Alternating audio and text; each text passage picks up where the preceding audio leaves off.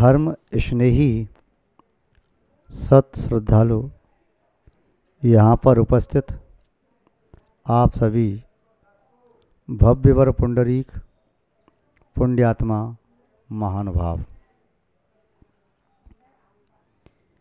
जीवन में जप और तप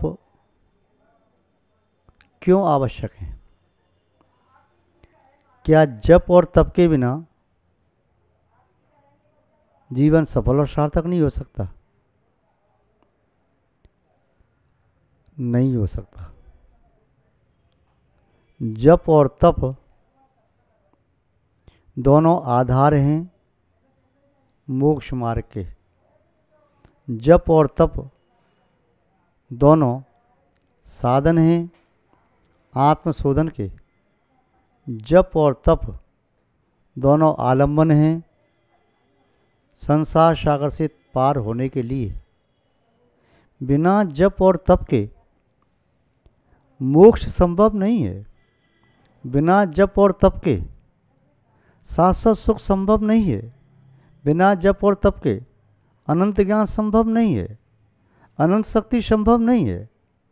जब संभव नहीं है तब उसे प्राप्त करने के लिए उसे स्वीकार करना ही पड़ेगा। कोई व्यक्ति किसी कक्ष में बंद हो गया, उससे निकलने का एक ही दरवाज़ा है, तो उसी दरवाजे को खोलना पड़ेगा। कोई दूसरा हो तो वहाँ से निकल जाए। जप और तप दोनों अनिवार्य शर्त हैं। इन शर्तों को स्वीकार किए बिना मोक्ष मार्ग में प्रवृत्ति और संस्थिति संभव नहीं है। क्या है जप और क्या है तप? मनुष्य दो वर्गों में बटा है। एक वर्ग वह है जो गृहस्थ जीवन में रहता है। दूसरा वर्ग वह है जो गृह त्यागी साधु सन्यासी संत महात्मा बनकर के रहता है। जो गृहस्थ जीवन में रहता है उसके जीवन में जप की मुख्यता है। जो सन्यासी जीवन में रहता है उसके जीवन में तप की मुख्यता है। और दूसरे की गौरता है, अर्थात गृहस्थ के जीवन में जप की मुख्यता है तो तप की गौरता है, चाहिए दोनों। साधु जीवन में तप की मुख्यता है तो जप की गौरता है, चाहिए दोनों। दोनों आवश्यक है। जप क्या है तो जप के बारे में कहा, जकारो जन्म विच्छेदा पकारो पाप नाशना, जन्म वर्ण विच्छेदक जपे प्रोचते उदयी। जकारो जन्म विच्छेदा। जप शब्द में दो अक्षर हैं, एक जकार है दूसरा पकार है। जकार का आशय होता है जन्म, जन्म यानी संसार, जो जन्मवर्ण का नाश करने वाला है। पकार का अर्थ है पाप का नाशक। दोनों अक्षर मिल जाते हैं तब जप वह जन्म का संसार का विच्छेदक पाप का नाशक होता है। महानुभाव, जप लगाते समय इंद्रिय और मन का नियंत्रण जरूरी है। जप लगाते समय इच्छाओं का निरोध जरूरी है। यदि कोई कांक्षा मन में रख करके, कोई इच्छा मन में रख करके जप लगाया जाता है तो वह उस इच्छा की पूर्ति तो हो जाती है, किंतु वह जप मोक्ष देने में समर्थ नहीं होता। इसलिए जप लगाने वाले जो साधक होते हैं वह मन में कांक्षा का भाव नहीं रखें, नहीं रखना चाहिए। जप लगाएं, अपना कर्तव्य करें। जप लगाने में चाहे बहु अक्षरों के समूह का जप लगाएं, चाहे अल्प अक्षरों के समूह का जप लगाएं। जप एक आलम्बन है चित्त को शुद्ध करने का। जप के आलम्बन से मंत्र बीजाक्षरों के माध्यम से चित्त एकाग्र होता है। जब चित्त एकाग्र होता है, संतुलित होता है, तब निस्संदेह वे जप अंदर के विकारों को नष्ट करता है। वे जप पाप को नष्ट करता है। जप के करने से समागत विघ्न दूर भागते हैं। जप के करने से दुख दर्द दूर भागता है। जप के करने से प्रतिकूलताएं दूर भागती हैं, जप के करने से उसके गृहस्थ जीवन में अनुकूलताएं बनती हैं। इसलिए कुछ साधक ऐसे भी होते हैं, जप लगाते हैं तो साकांक्ष लगाते हैं, मेरी अमुक भावना पूर्ण हो जाए, मेरा ऐसा कार्य पूर्ण हो जाए, और उनका कार्य पूर्ण होता भी है। चाहे वह जप नारायण श्री कृष्ण ने किया, चाहे जप भरत चक्रवर्ती ने किया दिग्विजय के समय, या नारायण श्री कृष्ण ने द्वारका जब बसाई उस समय, तो जब भी जप किया, जप करने का सही मार्ग है वह विषयों का त्याग करे, कसायों को शमित करे, पापों का त्याग करे, यहाँ तक कि जप लगाते समय तो अन्न जल का भी त्याग करना चाहिए। उस समय जब लगाई जाती है बहुत प्रभावी होती है। सभी विषयों का त्याग, यदि अन्न जल का त्याग पूरा नहीं कर सकता है तब फिर जल लेकर के जप लगाए। ये तब भी संभव नहीं हो सके जल के साथ फल ग्रहण करे, तब भी संभव न हो सके दुग्ध आदि ऐसे पदार्थ ग्रहण करे जिससे मादकता न आए, अन्न की मात्रा कम ले, तब भी काम न चले, तब फिर एक बार कोई एक अन्न लेकर के जप लगाए, या 2 बार भी लेता है शुद्ध भोजन करे, क्योंकि जप पर उस भोजन का भी प्रभाव पड़ता है। इसलिए जप शुद्ध मन से लगाना है। ग्रस्त है शुद्ध वस्त्र पहन के लगाए, शुद्ध आसन से लगाए, शुद्ध मुद्रा में लगाए, शुद्ध माला लेकर के लगाए, शुद्ध दिशा में मुख करके लगाए, शुद्ध काल में लगाए, तो जप का प्रभाव अच्छा पड़ता है। तो ये जप निसंदेह ये मान के चलिए, जप एक विमान है जो कि दुर्गति रूपी गर्त से निकाल करके सुगति रूपी महान शिखर पर पहुंचाने वाला है। तो जप ग्रस्तों को प्रमुखता से लगाना चाहिए। इसलिए जप की परंपरा ग्रस्तों के लिए सर्वत्र है।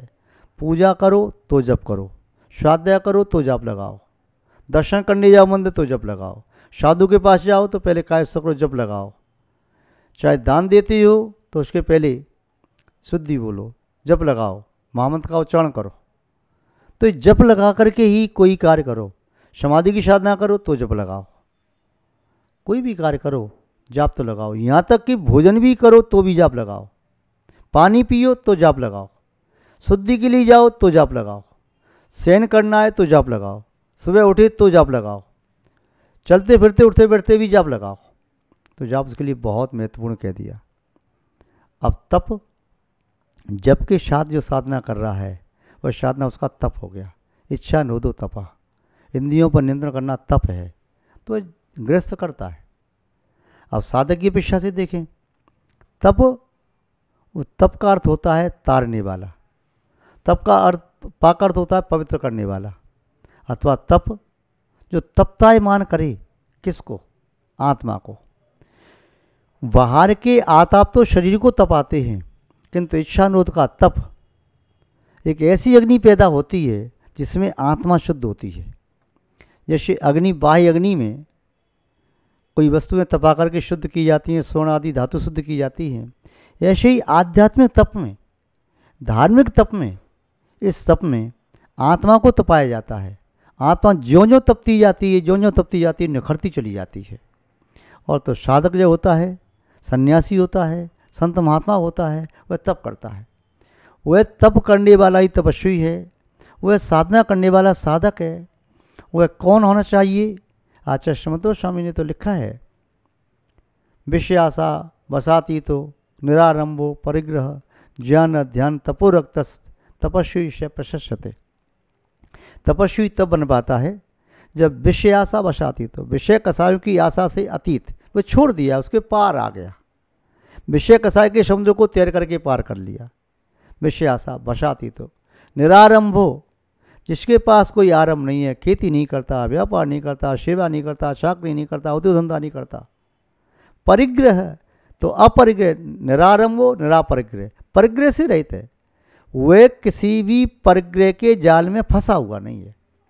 चेतन अपरिग्रह चाहे अचेतन, उसके साथ बहुत सारा समूह दिखाई दे सकता है साधकों का, किंतु वह साधकों का समूह उसे बांधना चाहता है अपनी भक्ति श्रद्धा निष्ठा में, किंतु वह किसी से बंधा नहीं है, क्षण भर में सबसे ऊपर है। निरारंभो परिग्रह, अचेतन परिग्रह उसके पास बहुत सारा दिखाई दे संसारी प्राणियों को, किंतु बंधा नहीं है, केवली भगवान तीर्थंकर आदि महापुरुष समोषण के बीच में है।